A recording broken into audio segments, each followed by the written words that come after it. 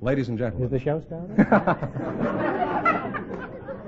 This is the kind of a show you can't tell when it started or not. Huh? As soon as they stop laughing, you know the show has started.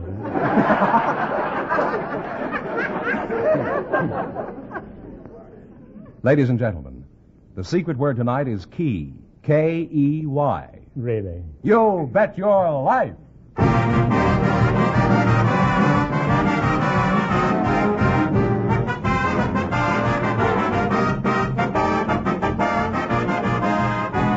The more than 3,000 DeSoto Plymouth dealers of America present Groucho Marx in You Bet Your Life, the comedy quiz series produced and transcribed from Hollywood.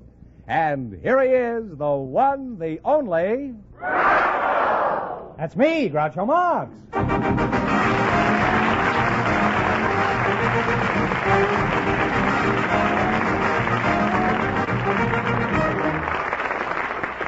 Well, here I am again with $2,000 for one of our couples. Fenneman, who's first to try for it? Well, we invited some press photographers and some construction workers to the program tonight. And just before we went on the air, our studio audience selected press photographer Ida Wyman and construction worker Perry Swinney. Meet Groucho Marx right over here. Welcome for the DeSoto Plymouth dealers. And if you say the secret word while we're talking, you'll divide $100 in cash. It's a common word, something you always have with you, or is that right? Or something you always use, or something like that. I'm not sure what it is, but it's a common word, and if you say it, you'll get paid. And if you don't say it, I'll get paid. Miss Ida Wyman, huh? Yes, You're a photographer? I am. Where are you from, Ida? Malden, Massachusetts. Malden? Uh-huh. Oh, no. Played there many years ago. About 100 years ago. Yeah. You don't remember that. That's before your No, time. a little before my time. Yes, you were just a gleam in your old man's eye at that time. I think Now it's what- before my father's time, too.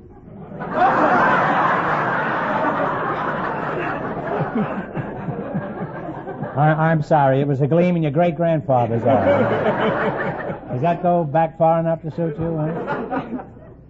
She's going to be difficult. Huh? You're a construction worker, Mr. Sweeney? Right. You pronounce it Sweeney or Swinney? Swinney. Where you from, Perry? Well, I'm from, was born in Venice, California. Oh. That is where In Venice a is gondola? now.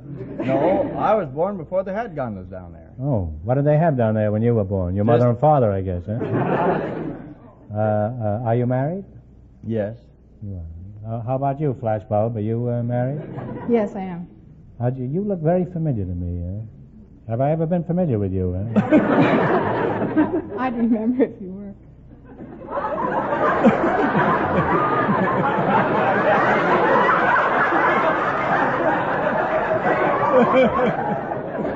Well, at least that makes up for that crack about your grandfather. Huh? Perry, what company do you work for? I work for the Pacific Crane and Rigging Company in Los Angeles. Mm-hmm. Just what kind of a construction worker are you, Mr. Sweeney? Steel work and rigging. Could you tell us just how you go about building a modern skyscraper? What's the first thing you do? Well, the first thing you move in after the foundation is in. Yeah. We've you got move- the foundation in already. Take in your equipment to set up your guy derrick. Guy Derrick. He used to play fullback for Ohio State, didn't he? What is a guy derrick, huh? Well, the guy derrick is composed of a mast, a boom, and you generally set them up with a gin pole. A gin pole, eh? Every pole I knew drank brandy, huh? What's the gin pole? It takes a load, picks up the load. That's and this pole, all right. Huh? This is the shakiest building I've ever been in. What about you, Tripod? Let's talk about your job. How do you know what pictures to take?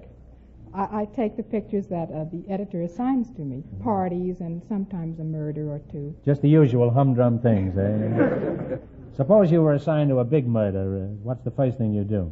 Well, I'd shoot the corpse. Now, that's a little redundant. You wouldn't have to do that. The corpse is already dead. Now, what's the next thing you do? Well, if there were any witnesses to the murder, I'd shoot them, too. Who are you working for, a magazine or Murder Incorporated? Now, you've shot everybody in sight. What's your next step? Do you give yourself up? No, I take the plates back to the office. The negatives, you mean? Yes, the negatives. Well, what do you do with them then? Well, I'd put them in the developer, then wash them, then they'd go into the hypo. Yeah, I've got a brother named Hypo. Huh?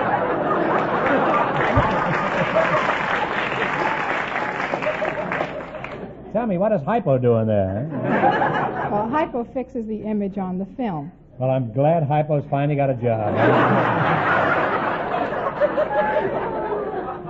I've been worrying about him lately. Huh? Well, you make a very interesting couple, and if I ever need a picture of a skyscraper, I'll call on both of you. Now you're going to get a chance to play to bet your life for a chance of $2,000. Right now, I want you to pay close attention to Fenneman.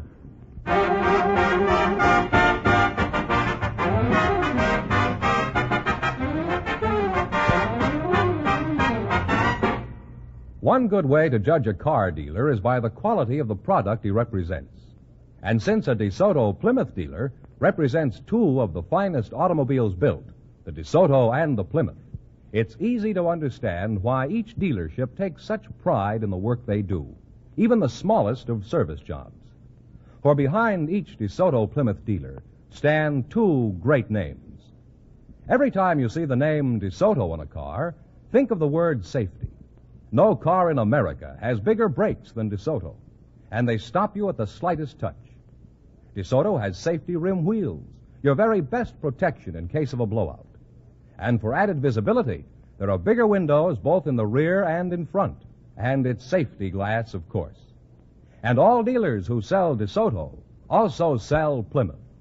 So look for those two great names linked together, DeSoto, Plymouth.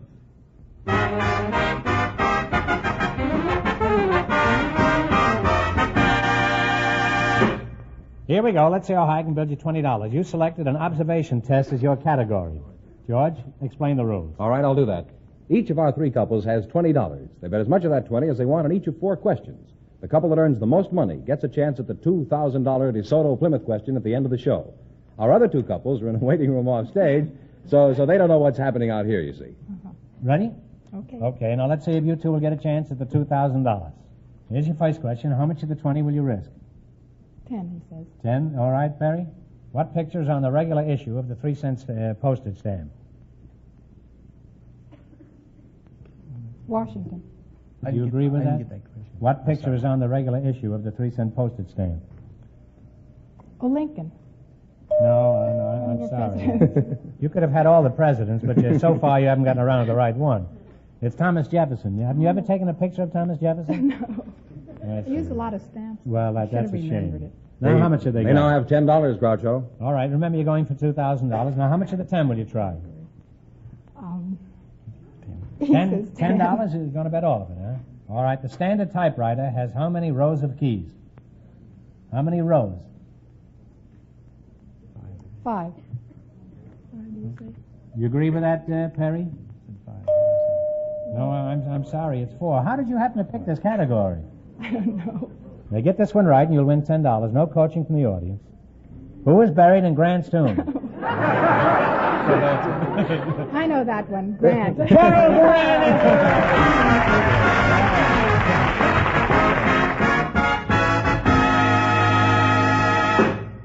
Thanks and good luck from the DeSoto Plymouth dealers. Groucho, Yes? the secret word is still key.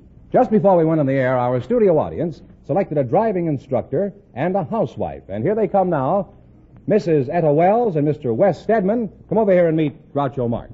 Welcome to You Bet Your Life, and if you say the secret word, you'll split $100 between you. It's a common word, something you always have with you. Driving instructor and a housewife, eh? Mrs. Wells, where are you from? I'm from Millville, Ohio. Millville, where is that?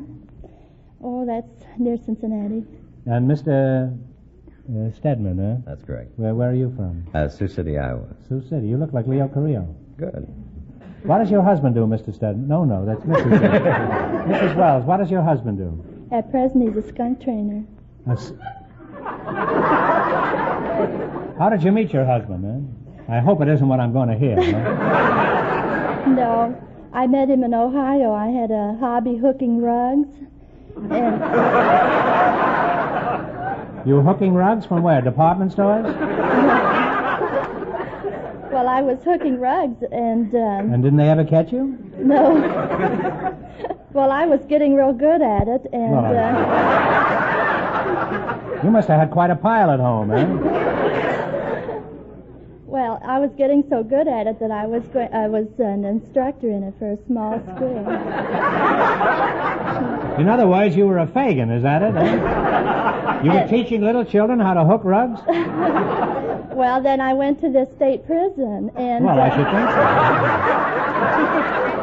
Well, I answered an ad, and it was the state prison. You mean they advertise for convicts in Ohio? I should think they'd be able to get plenty without advertising.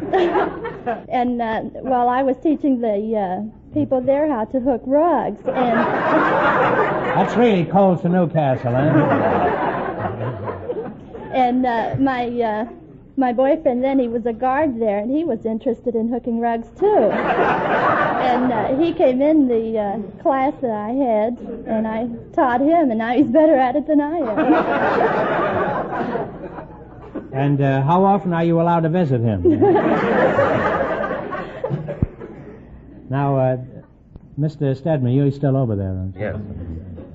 Thought maybe you're taking a little drive around the block. Where do you do your instructing? At Cheney Brothers AAA Driving School. AAA Driving School. What is that, Automobiles Anonymous? No, it doesn't mean a thing. It just puts us first in the phone book. Where is the school of yours located? It's in Hollywood, just below the boulevard. How far below? 6 feet? It's certainly safer than being on the boulevard if you're going to teach. Suppose I wanted to take a course in driving. What's the very first thing you do? Well, you'd have the lady at the reception desk gather up your experience. That sounds like fun, but when do I learn to drive? As an instructor, just what do you teach your students? Hooking rugs? No, we... Hooking automobiles? No, we teach them how to turn, how to park. You have to Stop teach people and to start. turn?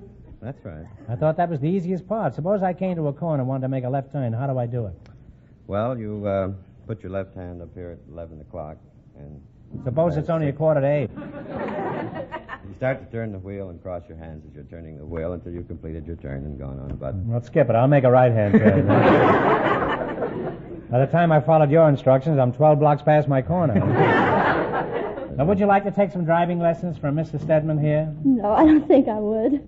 Why not? I already know how. Isn't there anything about driving that you could learn from Mr. Stedman? Oh, I think I could have some help in parking.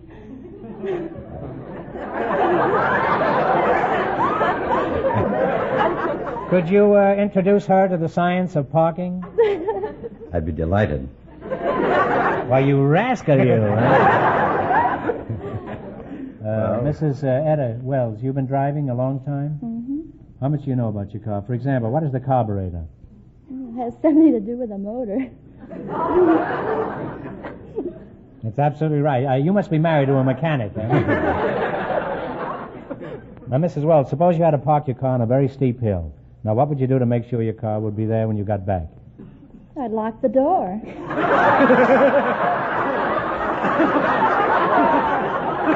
That's a good idea, Mrs. Wells. And in addition to that, I'd take the air out of the tires. Huh? We'll outwit those crooks, huh? And you go right on hooking rugs, Mrs. Wells, huh? Well, you make a charming couple, and I'm glad I've been standing in a safety zone all this time. Now, let's see how you two will make out in the battle for the $2,000. You've got to work together as a team and run your $20 into more than our other couples. I can't tell you how much our first couple won, but Fenneman is going to remind our listeners. Our first couple lost all their money, so these people have a clear field. I guess they're reminded now. Now, here we go. Let's see how high you can build your $20. You selected national landmarks. Now, you have $20. Here's your first question. How much will you bet? 10. In what state do you find Independence Hall? That's right, Philadelphia, Pennsylvania. Philadelphia, Pennsylvania is right. Well, you're on your way. You had $30. Now, remember, you're going for $2,000. Now, how much of the 30 will you bet on your second question? What, 10, 20? Oh, about 20. All right, let's put 20. 20. In what state do you find the Mount Rushmore Memorial? Oh, that's in South Dakota. South Dakota is correct. They're really climbing now. They have $50. All right, you got $50. Here's your third question. How much of the 50 are you going to try? 40? All right, $40. In what state do you find the Gettysburg National Cemetery? want you to come to some definite conclusion between you. Gettysburg. Time's wasting. Arlington, West Virginia. No, I'm sorry. It's Pennsylvania. They now have $10, Groucho. All right, now you're down to $10. That's a shame. All right, here's your last chance to beat the other couples. How much will you bet? Shall we shoot it? Yeah. All right, $10. In what state do you find the famous White Sands National Monument? Never heard of it. Florida. Take a stab. It's as good as anything I could think of. Florida? No, you've had a very unfortunate evening. It's New Mexico. It's the famous government experimental ground. Now, you get this one right and you get $10, and no help in the audience, please. When was the War of 1812 fought? That's not too easy, you know. As far as I know, it must be 1812. 1812, yes. Thank you very much.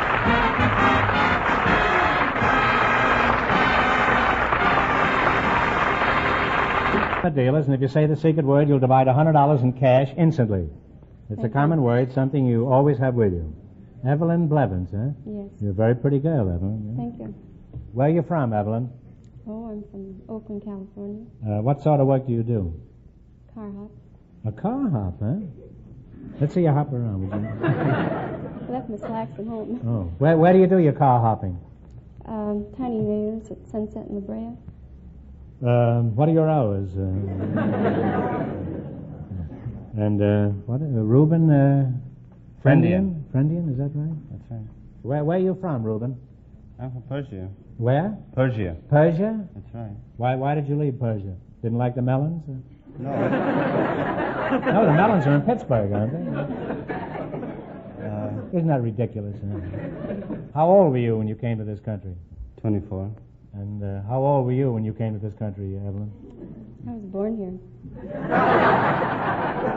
Right here in NBC? What sort of work do you do, Reuben? I'm an instructor in international language school. International languages you instruct? I see. That's very interesting. How many languages do you speak? 4 altogether. 4 altogether, huh? Let's see you do that, huh?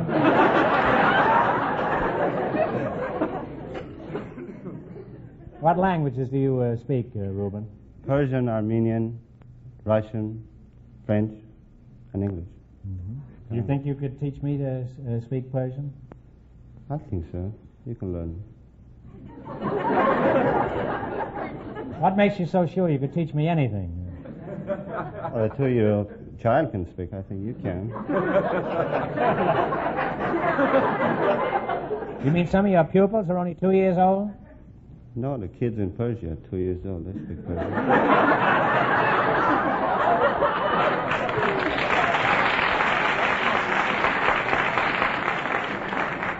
You speak 6 languages. You also speak wisecracks. What is the hardest language to learn, Reuben? I think it's Chinese.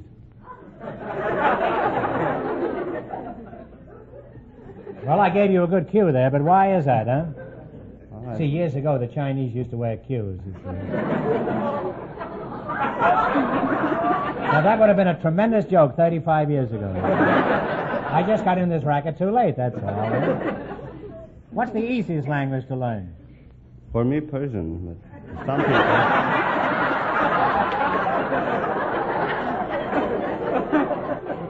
For some people, I think it's Spanish.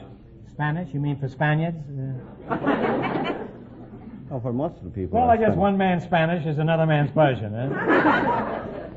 Does anything unusual ever happen to a foreign language teacher, Reuben? Well, once I tried to impress a girl. What's unusual about that? Well, I was trying to pretend I'm a big shot. And I invited her to a restaurant. We went there and I sat down, we had a drink. Everything was fine until I got the check. I reached in my pocket, no money. No wallet. Then I told the waiter, I said... You didn't meet a girl that was hooking rugs, did you? What happened? I told the waiter I'll take care of it. No, well, I called my friend and told him to bring some money. And I told the manager, as soon as you get the money, just take your handkerchief off and blow your nose so I know it's all settled. What's this? Would you mind giving me that last part over again?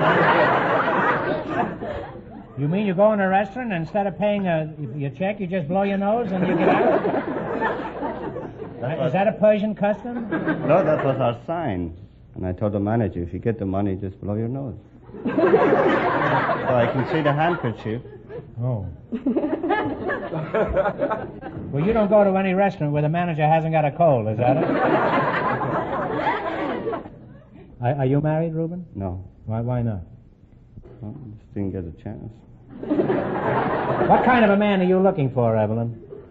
Oh, tall, handsome, kind, generous. That likes to do things I like to do. Well, I imagine he would. Would you be interested in Reuben here? Well, I don't know him very well. Well, Reuben is tall, he's handsome, you have a good job. Do you like the same things that Evelyn does? I don't know what she likes.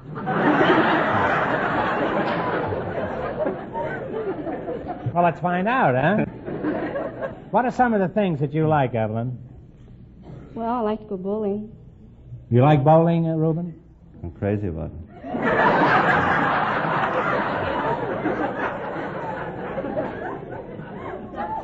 What else do you like, Evelyn? Well, I like to go down and take a dip at the Y once in a while. Reuben, don't tell me you like to go swimming at the same time. I bet you'd be crazy about it, though. Well, Reuben, so far you're getting along swimmingly. Tell me, are you kind? Yes, Are you generous? I think so. Do you leave a big tip for the waitress after lunch? Yes. Let's say you were at Evelyn's drive-in with a friend and the bill came to $2.65. How much would you leave? 20 cents.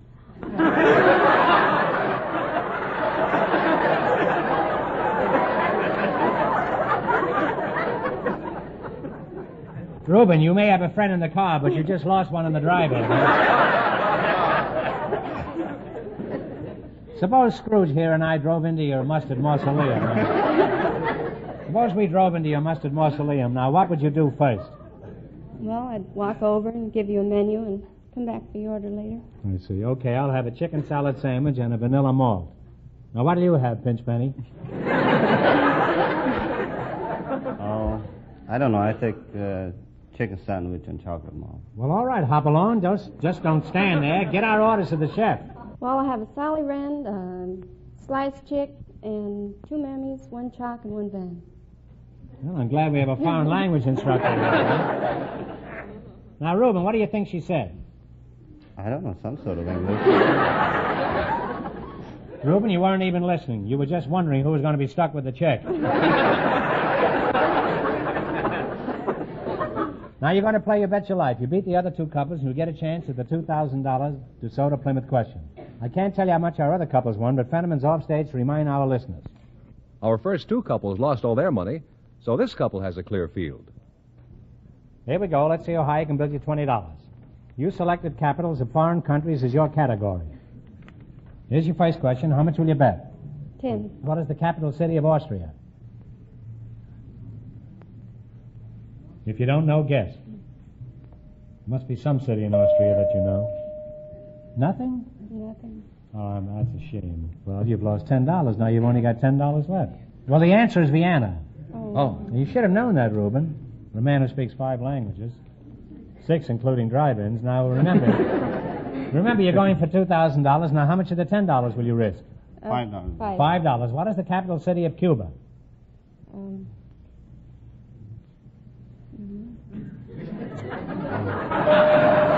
But I can't say it. Huh? You're right. Argentine? Havana! Now you're down to $5. This won't do at all. Here's your third question. Now, how much will you bet on this? The whole thing again. All right. What is the capital city of Greece? Athens. Athens is correct. Well, it's finally on the way. They have $10 now. All right. Now you're rolling. Here's your last chance to beat the other couples. How much of the $10 will you try? The whole thing? Shh. Oh. How much? The whole thing. All right. What is the capital city of Poland? Warsaw. Warsaw is correct. And they wound up with a grand total of $80 And that means that How the much? car... $80, eh? $20. They wind up with a grand total of $20. Grand total of $20. And that means that they, the car hop and the language teacher, with their $20, get the chance at the DeSoto Plymouth $2,000 question.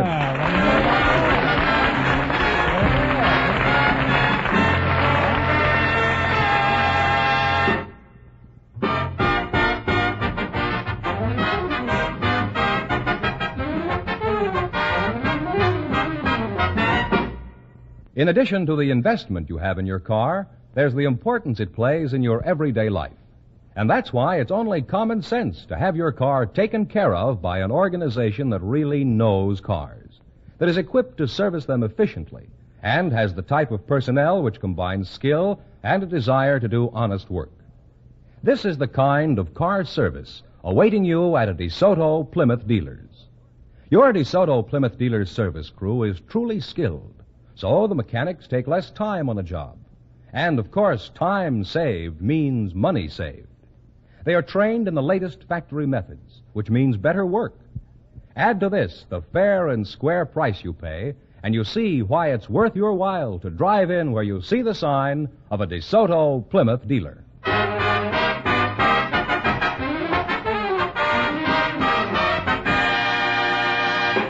All right, here we go for $2,000. I'll give you 15 seconds to decide on a single answer between you, so think carefully. And please, no help from the audience. Here it is. In 1733, James Oglethorpe established an American colony made up mostly of men from the debtors' prisons of England. What was this colony? It is now a state.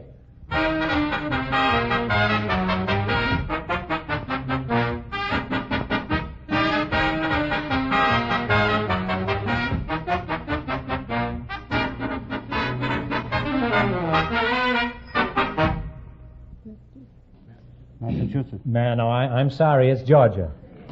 The correct answer is Georgia, so that means the big question next week will be worth $2,500. Well, you lost the big money, but you won how much? They won $20. $20 in the quiz. Congratulations, and thanks to both of you. Thank you.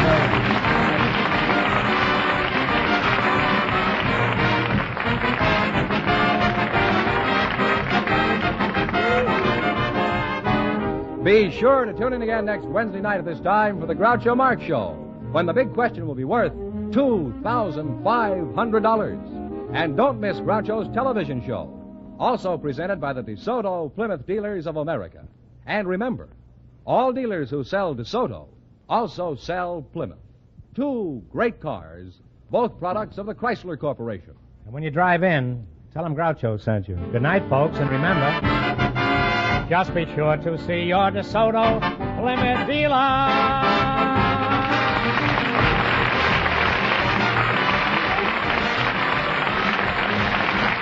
Folks, here's a reminder from the National Safety Council.